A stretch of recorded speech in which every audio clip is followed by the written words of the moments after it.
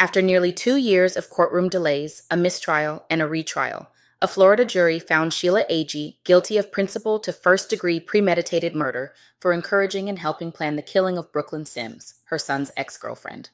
This case became a national spectacle, not just because of the tragedy, but because of the twisted digital trail left behind.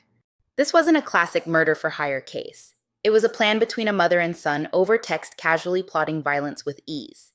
The crime took place back in 2023 at a Home Depot in Pensacola, where both Sheila and Brooklyn worked. Keith Agee, Sheila's son, drove to the store and fatally shot Brooklyn. He cited rage and betrayal as his motive after allegedly contracting a sexually transmitted disease from Brooklyn. He was convicted of murder in December 2023 and sentenced to life in prison. But his mother's role? That was still unraveling.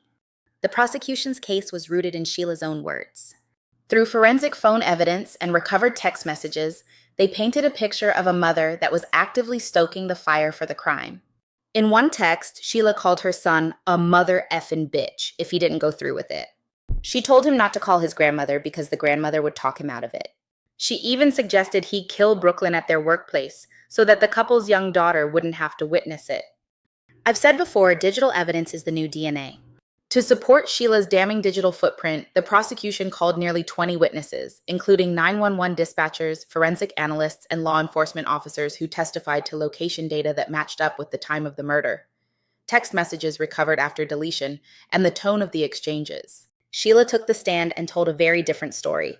She described her relationship with Brooklyn as loving, saying she had known her since she was a teenager and had helped raise her granddaughter.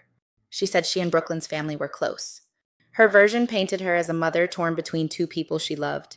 She claimed she often had to walk on eggshells with her son, and that she only pretended to agree with him to calm him down. She insisted she never took his violent messages seriously, and certainly never believed he'd go through with anything. At one point, Sheila broke down in tears and told the jury, "If I could, I would trade places with Brooklyn. I would give up my life for her." But the jury wasn't moved. After less than 3 hours of deliberation, they found Sheila guilty and the judge sentenced her to life in prison without parole.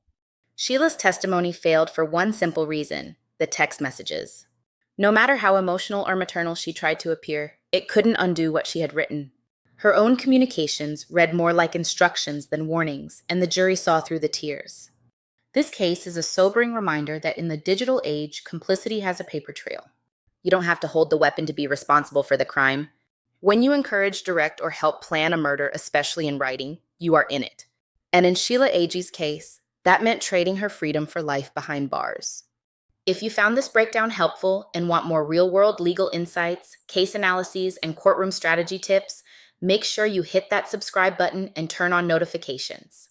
I share stories like this to help you understand not just the law, but how it plays out in real life. Subscribe now and never miss a legal deep dive. Thanks for watching. Don't forget to like and share this video, and for more legal insights, keep watching and subscribe to our channel.